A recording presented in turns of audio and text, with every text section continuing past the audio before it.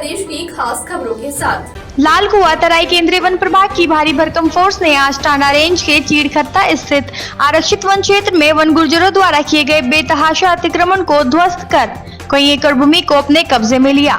इस बीच वन कर्मियों को गुर्जरों के भारी आक्रोश का सामना भी करना पड़ा।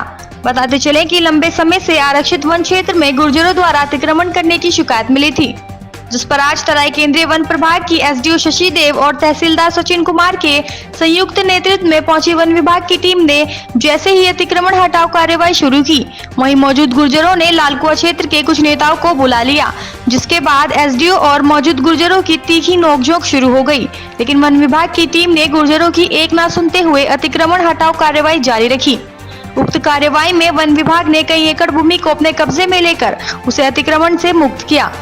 इस मौके पर एसडीओ शशि देव ने बताया कि उन्हें शिकायत मिली थी कि वन गुर्जरों द्वारा भारी मात्रा में आरक्षित वन भूमि पर अतिक्रमण किया जा रहा है, जिसके बाद उन्होंने टीम गठित की। वहीं टीम द्वारा पता चला कि भारी मात्रा में गुर्जरों द्वारा आरक्षित वन भूमि कब्जा कर ली गई है। उनके द्वारा हरे वृक्षों का दोहन भी किया गया। इसी के चलते वन विभाग द्वारा आज अतिक्रमण हटाओ अभियान के तहत बड़ी कार्रवाई करते हुए कब्जाई हुई भूमि खाली कराई। उन्होंने कहा कि वन भूमि पर जो भी अवैध रूप से कब्जे का प्रयास करेगा, वन महकमा उसके खिलाफ सख्त कार्रवाई अमल में लाएगा। उन्होंने कहा कि सरकारी कार्य में जो भी बाधा डालने का प्रयास करेगा, वन महकमा उसके विरुद्ध मुकदमा पंजीकृत कराएगा।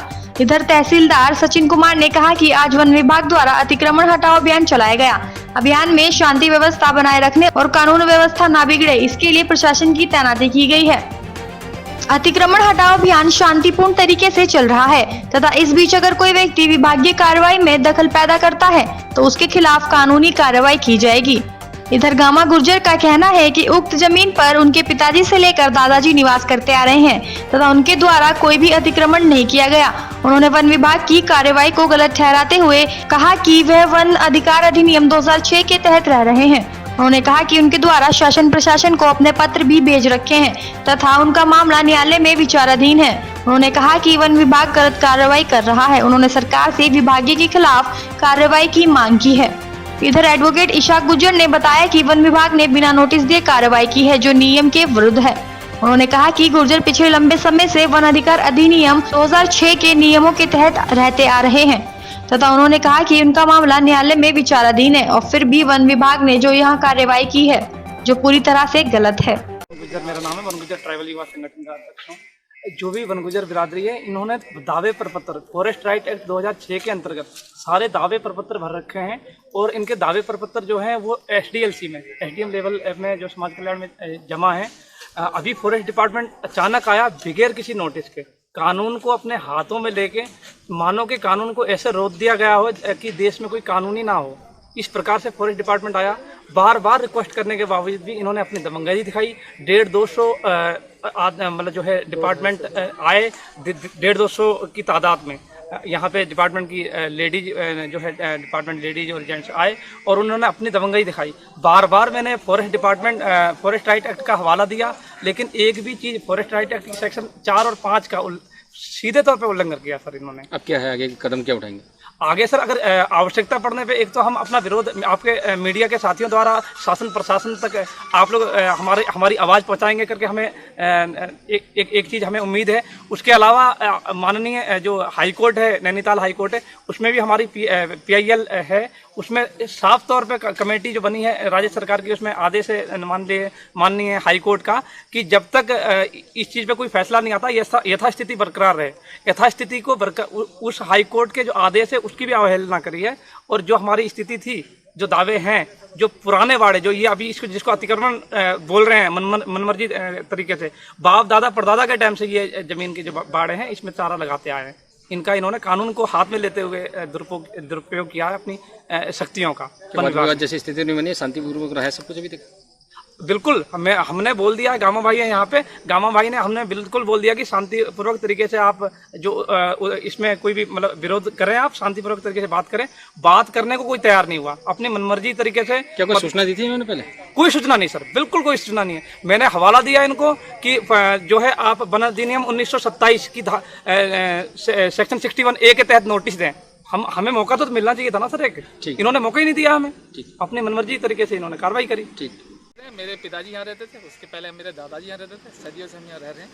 ये वन विभाग की दादागिरी है, दबंगी है, ज़बरदस्ती हमारे साथ ऐसा कर रहे हैं। और जबकि हमने वन अधिकार अधिनियम 2006 के अंतर्गत दावे भर रखे हैं और वो जमा कर रखे हैं। और डीएम साहब का सीधा आदेश है कि जब तक इनके परमिटरों की कोई वो नहीं होती, जब तक इनको ना छेड़ा जाए।